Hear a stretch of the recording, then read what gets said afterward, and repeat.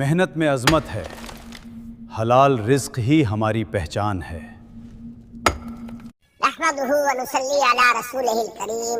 اما بعد فاعوذ بالله من الشيطان الرجيم، بسم الله الرحمن الرحيم،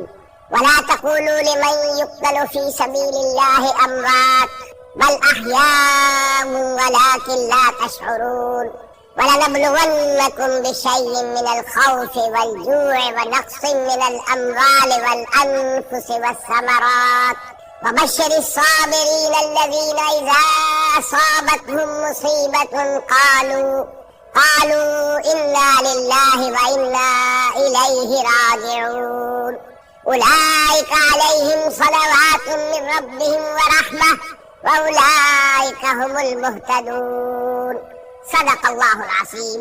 رب اشرح لي صدری ويسر لي امری واحلل عقدۃ من لسانی یفقهوا قولی۔ اللهم ربنا الهمنا رشدنا واعذنا من شرور انفسنا، اللهم ارنا الحق حقا وارزقنا اتباعه وارنا الباطل باطلا وارزقنا اجتنابه، آمین یا رب العالمین۔ معزز حاضرین اور محترم ناظرین و سامعین، السلام علیکم ورحمۃ اللہ وبرکاتہ۔ آج ہماری سہ روزہ تقاریر کی آخری کڑی ہے۔ آپ کو یاد ہوگا کہ سب سے پہلے خطاب میں ہم نے قرآن کا فلسفہ شہادت سمجھا،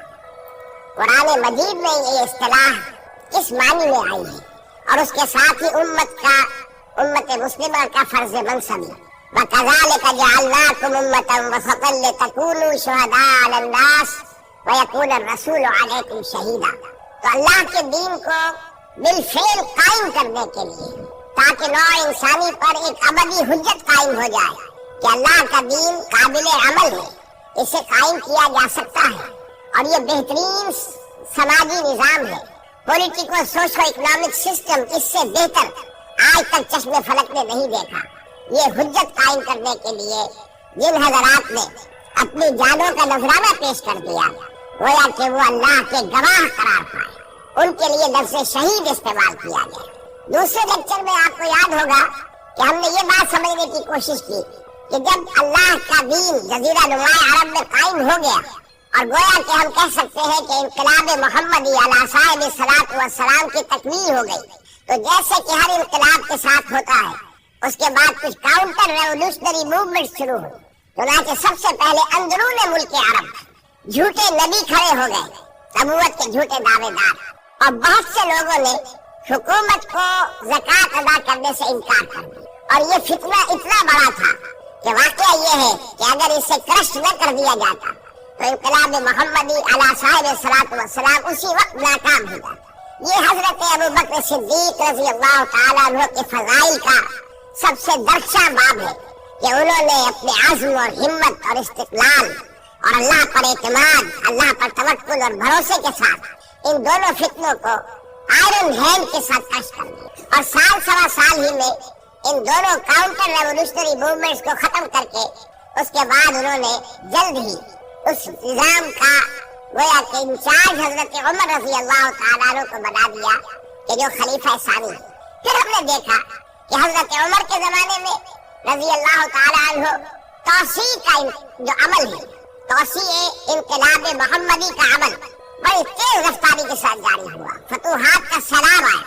ایران پوری سلطنت تہس نہس ہو کر رہ گئی، اس کے پرچے اڑ گئے، سلطنت روما اپنے تمام شمالی افریقی مقبوضات سے محروم،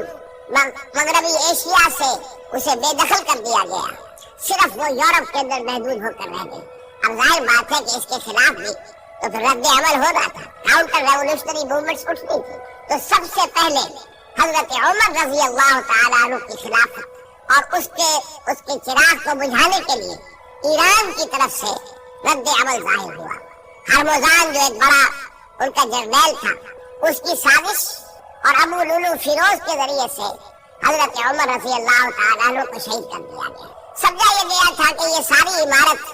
شاید اسی شخصیت کے بل پر کھڑی ہے، لہذا جب میدان سے حضرت عمر ہٹ جائیں گے تو یہ خلافت کی پوری عمارت جو ہے وہ زمین بوس ہو جائے گی۔ لیکن معلوم ہوا یہ عمارت محمد کی بنائی ہوئی تھی صلی اللہ علیہ وسلم، خندق بتا رہے ہیں عمارت عظیم تھی، بڑی عظیم عمارت تھی جو حضور نے تعمیر کی تھی، لہذا حضرت عمر کی شہادت سے کوئی فرق واقع نہیں ہے۔ حضرت عثمان رضی اللہ تعالیٰ عنہ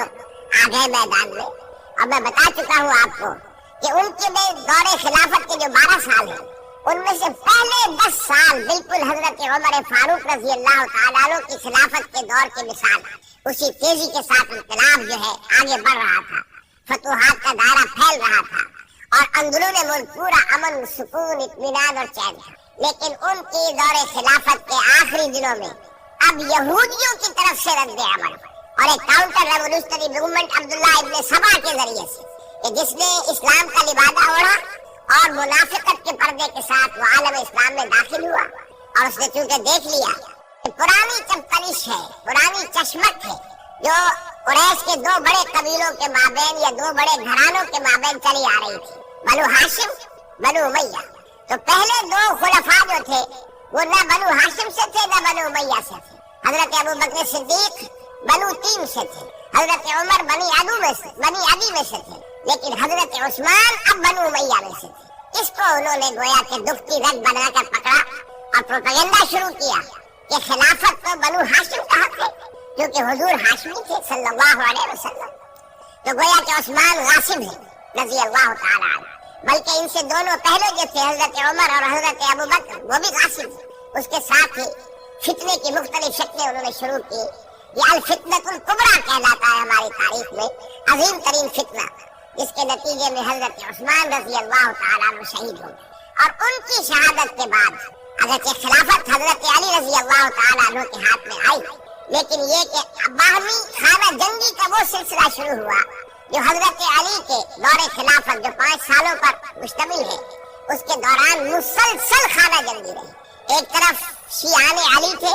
دوسری طرف شیعان عثمان آ گئے، جو حضرت عثمان رضی اللہ تعالیٰ عنہ کے قتل کے قصاص کے مطالبے کو لے کر سامنے آئے۔ جنگ جمل ہوئی، ایک رات میں 10,000 مسلمان شہید ہوئے۔ جنگ صفین میں 74,000 مسلمان شہید ہوئے۔ جنگ نہروان میں پھر 4,000 مسلمان شہید ہوئے۔